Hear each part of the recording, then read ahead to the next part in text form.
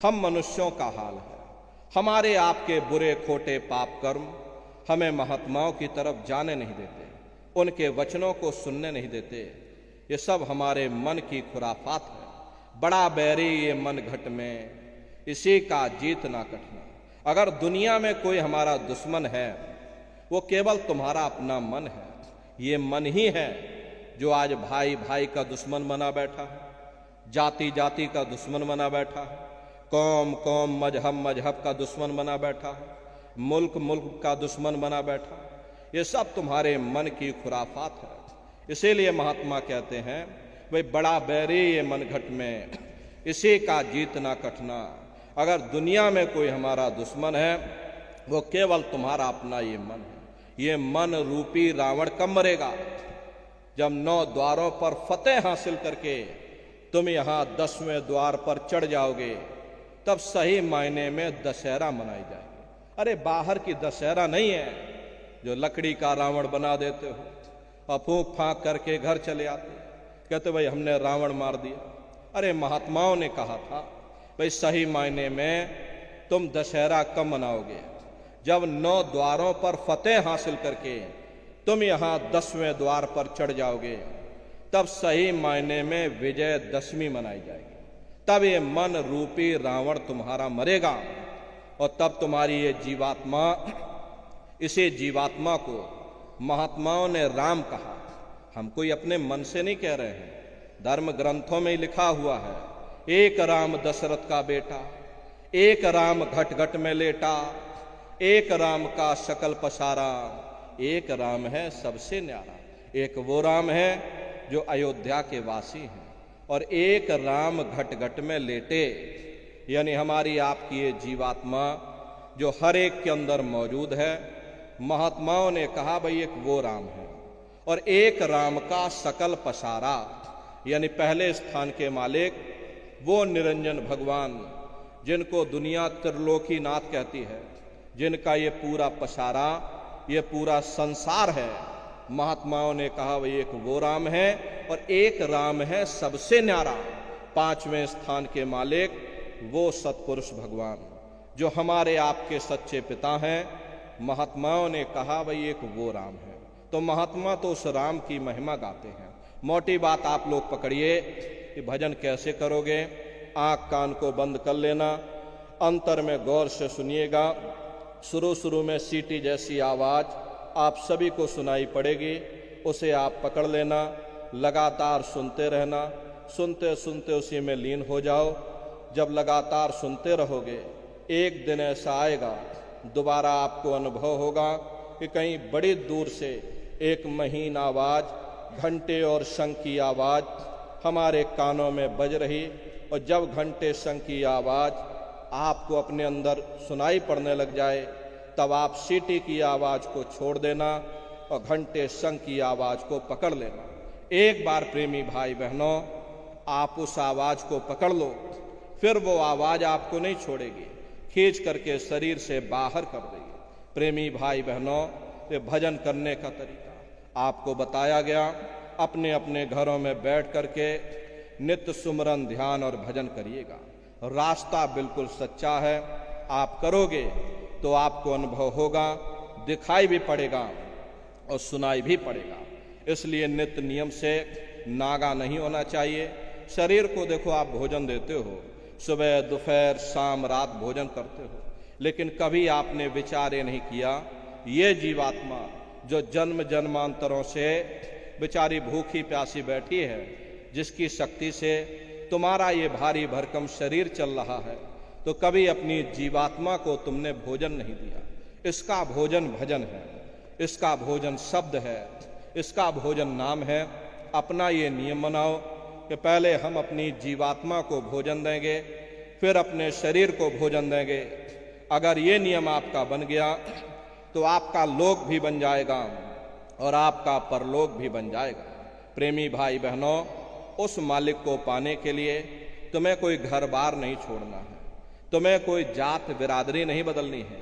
ये जात पात के रगड़े झगड़े ये तुम्हारे अपने नहीं हैं, ये सिर्फ मन की खुराफात है। आप अपनी बुद्धि से विचार करिए, जब गुरु नानक साहब नहीं आए थे, तब कोई सिख नहीं था। जब मोहम्मद साहब नहीं आए थे तब कोई मुसलमान नहीं था। जब ईसा मसीह साहब नहीं आए थे तब कोई ईसाई नहीं था। और पीछे लौटते चले जाओ तो केवल मनुष्य ही मनुष्य रह जाते हैं। ये रगड़े झगड़े किसने पैदा किए? ये हमने आपने पैदा किए। कोई भी महात्मा यहाँ पर आकर के ना कोई कौम मनाने आता है, ना कोई महात्मा यहाँ मजहब चलाने आते हैं, ना कोई जात बिरादरी को बदलने आते हैं, और ना ही आप हमारे हाथों में ये डंडे और तलवारें देने के लिए आते हैं। अरे आप तो सच्चा मार्ग, सनातन मार्ग समझाने के लिए इस धराधाम पर शरीर रूप में अवतरित होते। महात्मा कोई जात बिरादरी नहीं देखते, महात्मा कोई ऊंच नीच, कोई भेदभाव नहीं करते।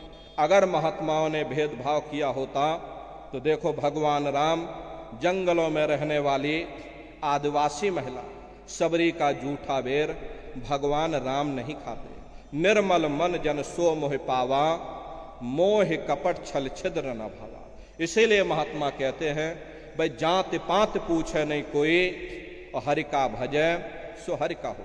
लोग यहाँ जात पात बनाते बनाते रह गए, लेकिन ऐ नर नारियों, जब तुम्हारी ये जीवात्मा इस मनुष्य रूपी चोले को छोड़ करके ऊपर जब तुम धर्मराज की कचहरी में पहुंचोगे, वहां न तुमसे ये पूछा जाएगा कि भाई तुम किस जाति के हो, या तुम किस कौम के हो, या तुम किस मजहब के हो, तुम हिंदू हो या मुसलमान हो, तुम हिंदुस्तान से आए हो या सीधे पाकिस्तान से चले आ रहे हो। अरे वहां तुम्हारे कर्म देखे जाएंगे, भक्ति भाव देखा जाएगा, मालिक से मिलने का प्रेम और प्यार देखा जाएगा। इसीलिए महात्मा कहते हैं भाई मालिक को पाने के लिए तुम्हें कोई जात बिरादरी नहीं बदलनी, तुम्हें कोई घर परिवार नहीं छोड़ना, तुम्हें कोई बाल बच्चे नहीं छोड़ने, तुम्हें कोई जंगलों पहाड़ों में नहीं भटकना है, तुम्हें कोई काले नीले पीले कपड़े नहीं पहनना है, तुम्हें कोई गर्म पानी ठंडे पानी में गोता नहीं लगाना, तुम्हें कोई साधु सन्यासी और बाबा नहीं बनना है। अरे भाई तुम अपने अपने घर परिवार में रहो, अपने अपने बाल बच्चों के साथ रहो, अपने अपने समाज में रहो, समाज की रीत नीत और नियम के अनुसार रहो, मेहनत और ईमानदारी से काम करो, और 24 घंटे में से घंटा 2 घंटा समय निकाल करके सुमरन ध्यान और भजन करिएगा। यही दौलत तुम्हारे काम आएगी। बाकी सब रगड़े झगड़े ये सब तुम्हारे यहीं पड़े रह जाएंगे। सुई की एक नोक भी तुम्हारे साथ में जाने वाली नहीं है। बड़े बड़े राजे महाराजे आए, सारी जिंदगी उन्होंने ये किला बनाते बनाते गुजार दिया। आज उनके किलों को जाकर देखिए, आज खंडहर बने पड़े हुए हैं। विश्व विजेता सिकंदर सारी दुनिया पर राज करने का ख्वाब देखता था, वो भी मुट्ठी खोल करके चला गया। अरे कोई क्या साथ लेकर जाएगा? जो चीज तुम्हारे साथ में जाने वाली है वो केवल परमात्मा की भक्ति है। इसलिए वो दौलत कमाओ जो अंत समय में तुम्हारे काम आवे। सुमरन ध्यान और भजन नित्य नियम से करिएगा। और देखो प्रेमी भाई बहनों, हमारी आपसे छोटी सी प्रार्थना है कि आप सभी लोग शाकाहारी रहिए, क्योंकि हमारे गुरु महाराज ने शाकाहार पर विशेष जोर दिया। गुरु महाराज हमारे कहते थे, हे बच्चे बच्चियों, तुम लोग शाकाहारी रहिए और शाकाहारी का प्रचार करते रहना। इसी से देश और दुनिया में भारी परिवर्तन होगा। प्रेमी भाई बहनों, परिवर्तन कोई आंदोलन करने से नहीं होगा, परिवर्तन कोई तोड़फोड़ करने से नहीं होगा। परिवर्तन तब होगा जब लोगों के विचार बदलेंगे, लोगों की भावनाएं बदलेंगे। और विचार जब बदलेंगे जब लोगों का खान पान शुद्ध होगा। देसी कहावत है, जैसा खाए अन्न और वैसा होए मन। जब इंसान पशुव्रती भोजन करेगा तो उसकी बुद्धि स्वतः ही पशुओं जैसी हो जाएगी। फिर जिस शराब के नशे में माँ बहन बेटी की पहचान खत्म हो जाए, उस शराब को पी करके यह कैसे पता चलेगा कि क्या अच्छा है और क्या बुरा है। यही कारण है कि आज घर समाज में ये दुनिया भर के अत्याचार और दुनिया भर के व्यभिचार फैले हुए। अरे हम लोग देखिए मंदिर बनवाते हैं, उन मंदिरों में नहा धो करके जाते हैं, कहते भाई परमात्मा के रहने की जगह है, हमको नहा धो करके जाना चाहिए, फूल अगरबत्ती ले जाना चाहिए। कोई उन मंदिरों में कूड़ा कचरा नहीं डालता। अगर तुम कूड़ा कचरा डालोगे तो आपस में लाठियां चल जाएंगी। फिर ये जो हरि मंदिर है, ये पंच भौतिक शरीर जिसे महात्माओं ने हरि मंदिर कहा, अरे इसमें तुम हाड़ मांस के लोथड़े डालते हो, इसमें तुम शराब के कतरे डालते हो, इसमें तुम मुर्गा मुर्गी काट करके डाल रहे, इसमें तुम मांस मछली काट करके डाल रहे। अपने बनाए हुए ईंट गारे के मंदिर की कद्र करोगे और परमात्मा के बनाए हुए इस मानव मंदिर को तुमने जीते जी कब्रिस्तान बना दिया तो सख्त सजा मिलेगी। महात्माओं ने लिखा है कि तिल भर मच्छी खाए के कोट गौदय दान और काशी करवट जा मरे निश्चय नरक निदान। यदि तिल भर भी मच्छी खा करके फिर चाहे कोटान कोट गौओं का तुम दान करो और काशी में जा करके मत्था रगड़ते रगड़ते अपनी पूरी जिंदगी वहां पर गुजार दो, फिर भी तुमको तुम्हारे गुनाहों की सजा मिलेगी, कोई बच नहीं सकता। क्योंकि ये कर्म भूमि है, यहां तुम जैसे कर्म करोगे वैसा फल तुमको मिलेगा। देखिए इस कर्म भूमि पर कृष्ण भगवान तक नहीं बच पाए। उस समय बाली को छिप करके बाण मारा था, वही बाली कृष्ण अवतार में बहेलिया बन करके आ गया और कृष्ण भगवान के पैरों में पद्म चमकता था। हिरण की आंख समझ करके बहेलिये ने निशाना मार दिया और जब पास में आकर के देखा कृष्ण भगवान थे। अफसोस करने लगे, लेकिन कृष्ण भगवान ने उसको समझाया कि भाई इसमें तुम्हारा कोई दोष नहीं, उस समय हमने तुमको मारा, आज तुमने हमको मार दिया, हमारा तुम्हारा अदला बदला पूरा हो गया। कर्म प्रधान विश्व रच राखा, जो जस करे सो तस फल चाखा। ये कर्मों का ऐसा देश है, यहाँ तुम जैसे बीज बोगे वैसी फसल काटोगे। इसलिए प्रेमी भाई बहनों, हमारी आपसे प्रार्थना है, आप लोग शाकाहारी रहिए। ये तरह तरह की बीमारियां जो आज के समय में फैल रही हैं, इसका मुख्य कारण एक ही है, लोगों का खान पान गंदा हो गया। अरे आप अपनी बुद्धि से जरा विचार करो, जब इंसानों के खून में जानवरों का खून मिल जाएगा, इंसानों के अंदर जब जानवरों के कीटाणु पहुंच जाएंगे तो न जानवरों की दवा काम में आएगी न इंसानों की दवा काम में आएगी, तो परिणाम क्या होगा? ऐसी महामारियां फैलेंगी। अभी कोरोना जैसी महामारी आई, पूरा विश्व तबाह हो गया, लोग अपने अपने घरों में सब कैद हो गए, कोई किसी से मिलने को तैयार नहीं। न जाने कितने घर परिवार उजड़ गए, न जाने कितने बच्चे अनाथ हो गए, न जाने कितने लोगों की लाशें बह गई। प्रेमी भाई बहनों, न जाने कितनी माताएं बहनें विधवा हो गईं। प्रेमी भाई बहनों, इसका मुख्य कारण एक ही है, लोगों का खान पान गंदा हो गया। जब इंसानों के खून में जानवरों का खून मिल जाएगा, तरह तरह की नई नई बीमारियां आएंगी। अरे हमारे गुरु महाराज सन 70 के दशक में ये भविष्यवाणी किया करते थे कि बच्चा आगे नई नई बीमारियां आएंगी। पहले बीमारियों की हवा चलेगी, फिर बीमारियों की आंधी आएगी, फिर बीमारियों की सुनामी आएगी, लाशें पड़ी घर घर में सड़ेंगी, बचाने वाला मिलेगा न कोई, जमाना बदलेगा, कहे जय गुरुदेव पुकार जमाना बदलेगा। इसलिए प्रेमी भाई बहनों, हमारी आपसे प्रार्थना है, आप लोग शाकाहारी रहिए। कोई ऐसा नशा मत करो जिससे बुद्धि तुम्हारी पागल हो जाए और घर में माँ बहन बेटी की पहचान खो। प्रेमी भाई बहनों, आप अपने आप को कट्टर हिंदू मानते हो। अरे भाई हम कट्टर हिंदू हैं, हमसे बड़ा सनातनी दुनिया में कोई नहीं।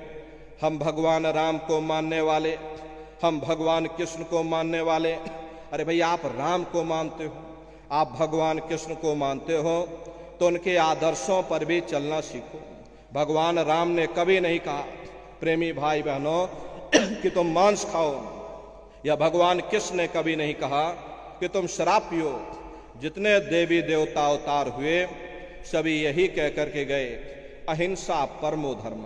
अगर हमने किसी को बनाया नहीं तो मिटाने का अधिकार हमारे पास नहीं।